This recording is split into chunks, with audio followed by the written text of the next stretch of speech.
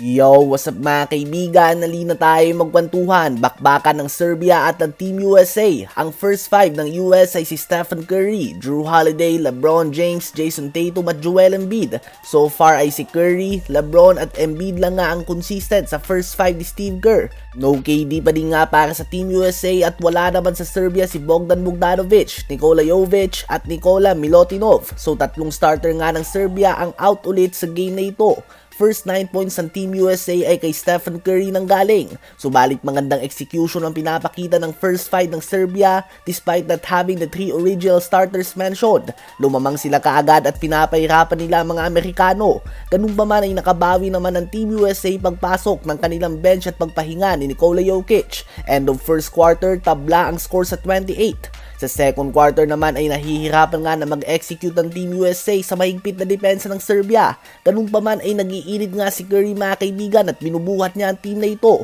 18 points siya sa first half. At sa mga nagsasabi nga na hindi pa seryoso ang both teams, hindi magiging ganito ka-hype si Curry kung hindi nga sila seryoso mga kaibigan.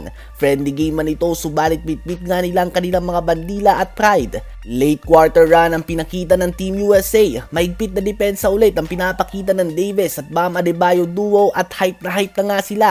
Hanggang sa lumamang na nga sila ng double digits mga kaibigan. 19-5 run ang ginawa ng Team USA to end the first half upang lumamang sila sa score na 59-45 by halftime. Nanguna dyan ng 18 points si Curry in 10 minutes at 10 points si Anthony Edwards. 5 blocks combined na din ng AD and Bam Adebayo duo.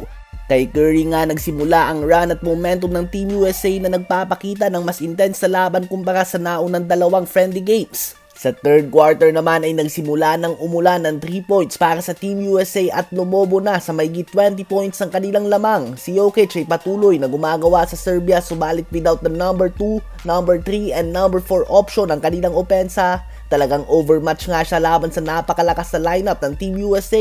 Patuloy lang nga nang lumaki ang lamang ng mga Amerikano. Showtime na lang nga si LeBron at Curry sa fourth quarter. Hanggang sa tinambakan na nga nila ito na mahigit isang buwan mga kaibigan. 24 points si Curry to lead the way, 17.7 rebounds with 3 3-pointers si Bam Adebayo, 16 points si Anthony Edwards at 6.7 rebounds and 6 blocks si Anthony Davis. Sa game na ito, ang opensa ni Curry, depensa ni Bam at AD at ang spark off the bench offensively ni Edwards at Adebayo ang naging difference maker. Subalit nakita natin na tinambakan nga ng Redeem Team ang Spain noon ng 30 points sa elimination round at muntik pa sila nito na matalo sa gold medal game. Kaya naman hindi pa din nga pwede maging relax ang Team USA sa sunod na game nila kontra Serbia sa Olympics, lalo na tatlo pang starter ng Serbia ang babalik sa game na ito. Habang sa USA naman ay babalik pa nga si Kevin Durant mga kaibigan. Ano ba masasabi nyo sa dominant win na ito ng Team USA?